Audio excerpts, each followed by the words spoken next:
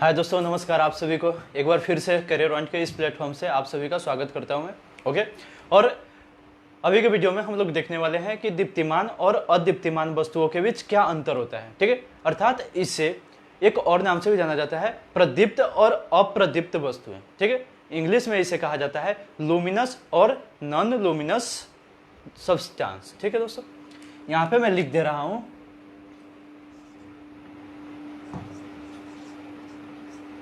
दीप्तिमान। ठीक है, दीप्तिमान और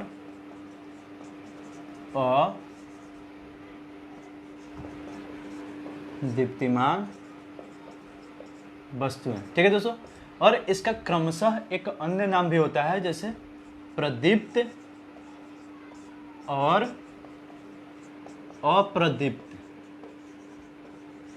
ठीक है दोस्तों, वस्तुएं। इसे ही इंग्लिश में कहा जाता है लुमिनस एंड नॉन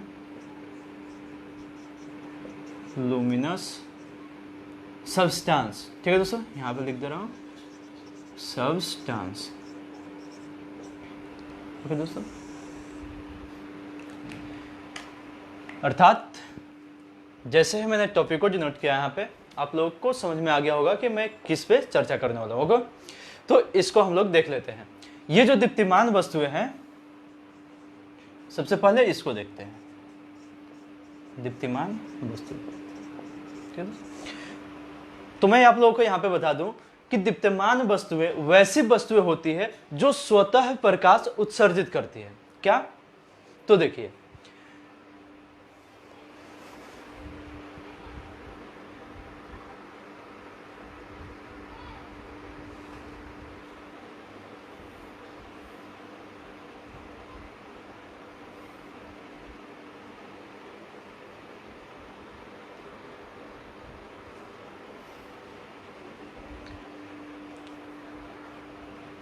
हाय दोस्तों, सॉरी टू डिस्टर्ब यू। यहाँ पे मैं बता रहा था कि दीप्तिमान वस्तुएं क्या होती है। ठीक है, तो यहाँ पे हम लोगों ने देखा कि वैसी वस्तुएं जो स्वतः प्रकाश उत्सर्जित करती है उन्हें हम लोग दीप्तिमान वस्तुएं कहते हैं, अर्थात उन्हीं वस्तुओं को हम लोग प्रदीप्त और लुमिनस वस्तुएं कहेंगे। ठीक है दोस्तों, तो उसमें देखिए कौन कौन से आते हैं। जैसे आप लोग देखते होंगे सूर्य। ठीक है, सूर्य को तो आप सभी ने देखा होगा, यह हमारे पृथ्वी का सबसे जो महत्वपूर्ण दीप्तिमान वस्तु है वही है। ठीक है, सूर्य, उसके बाद तारे। ठीक है, यहां पे जो सूर्य है यह हमारे पृथ्वी के लिए सबसे बड़ी ऊर्जा का स्रोत भी है। यह जो सूर्य है और तारे हैं, इसको जो ऊर्जा की प्राप्ति है वह स्वयं द्वारा होती है। ठीक है, अर्थात इसे किसी दूसरे वस्तु के माध्यम से या दूसरे ज्योतिपुंज या प्रकाश पुंज के माध्यम से चमकाया नहीं जाता है, इसमें स्वतः चमक होती है। ठीक है, और यही कारण है कि सूर्य और तारों को दीप्तिमान वस्तुओं के ही अंतर्गत रखा जाता है। और इसके बाद हम लोग देखेंगे कि अदीप्तिमान वस्तुएं क्या होती है।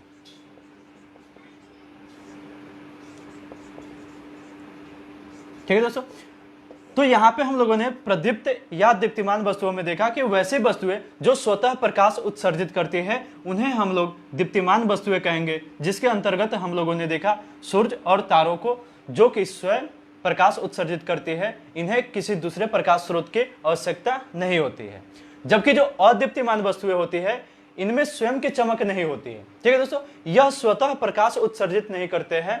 यही कारण है कि ये अदीप्तिमान वस्तुओं की श्रेणी में रखे जाते हैं। जैसे हम लोग देखते हैं मेज कुर्सी। ठीक है, चंद्रमा को भी आप लोग ले सकते हैं, मैं बताऊंगा क्यों।